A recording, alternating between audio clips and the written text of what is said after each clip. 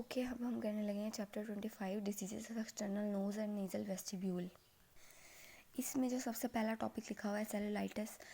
तो सेलुलाइटिस के बारे में बस आपको इतना सा पता होना चाहिए कि स्किन का इन्फेक्शन होता है। स्किन का इन्फेक्शन कौन से करा सकते हैं, जो हमने पढ़े थे माइक्रो में, स्टेफाइलोकोकस ओरियस या स्टेप एपिडर्मिडस। तो इसमें क्या हो जाता है कि प्रेजेंटिंग कंप्लेन क्या होगी, रेड स्वेलन टेंडर नोज है किसी की, तो उसके अंदर कौन सा infection, cellulitis is just the infection of skin caused by staph aureus और स्टेप। तो बस आपने इसके बारे में इतना। और इसका ट्रीटमेंट क्या है कि हम उसको एंटीबायोटिक्स दे सकते हैं या उसको कहेंगे कि पेन किलर ले ले या हॉट फर्मेंटेशन। Cellulitis done. अब आ जाते हैं external nose deformities. Nose deformities के बारे में पहले आपको पता होना चाहिए। देखें, ये होती है नॉर्मल नोज़, जो अपने ब्रिज से लेके टिप तक बिल्कुल एक स्ट्रेट लाइन में आ रही है, वो है नॉर्मल नोज़।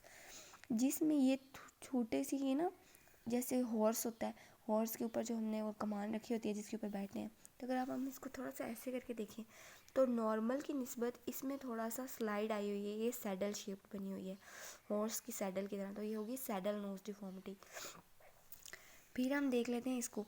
देखो, टिप से लेके ब्रिज से टिप तक ना एक स्ट्रेट लाइन भी नहीं है ना स्लाइड है, there is an upside down, यानी यहाँ पे सुपरा टिप, एक टिप फर्दर एक प्रोटीन बनी हुई, तो ये है सुपरा टिप डिप्रेशन।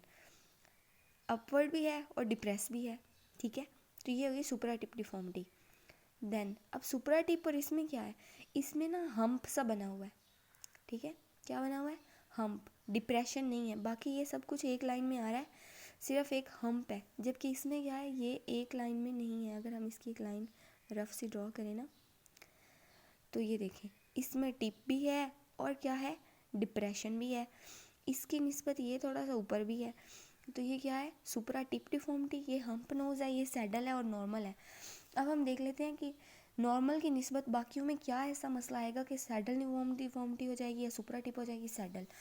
अब देखें, ये सिर्फ तभी हो सकता है जब यहाँ के स्ट्रक्चर्स कम हो जाएं, या नोज़ में से कुछ कम हो रहा है ना, तभी पीछे को जा रही है।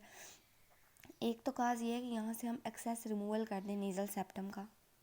एक, कोई ट्रॉमा हो जाए, यानी किसी कोई चीज़ यहाँ पे लग जाए, कोई फ्रैक्चर हो जाए, डिप्रेस्ड किस्म का फ्रैक्चर, यानी कोई हैवी ऑब्जेक्ट गिरा है, डिप्रेस्ड फ्रैक्चर हो जाए तब, ठीक है।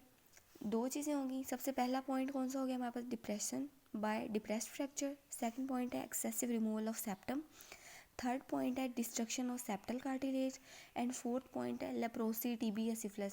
ये जो लेप्रोसी, टीबी या सिफिलिस डिजीज है ना नोज़ की, ये नोज़ के सेप्टम को डिस्ट्रॉय कर देती हैं, परफोरेशन करा देती हैं, जिसकी वजह से हमारे नोज़ का सेप्टम डिप्रेस हो जाते हैं, तो हमारे पास सैडल नोज़ डिफॉर्मिटी हो जाती है।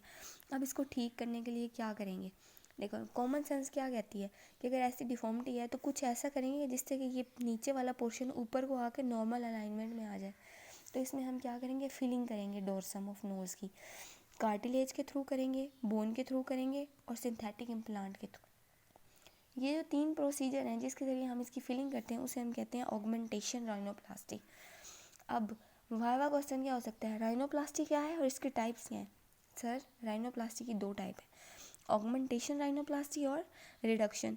रिडक्शन किस में करते हैं सर, जिसको हम्प नोज डिफॉर्मिटी हो ना, जिसमें बड़ी हुई नाक हो, उसमें हम कम करते हैं रिडक्शन, और जिसमें सैडल हो उसमें हम ऐड ऑन करते हैं स्ट्रक्चर, उसे हम कहते हैं ऑगमेंटेशन, ठीक है। Saddle knows deformity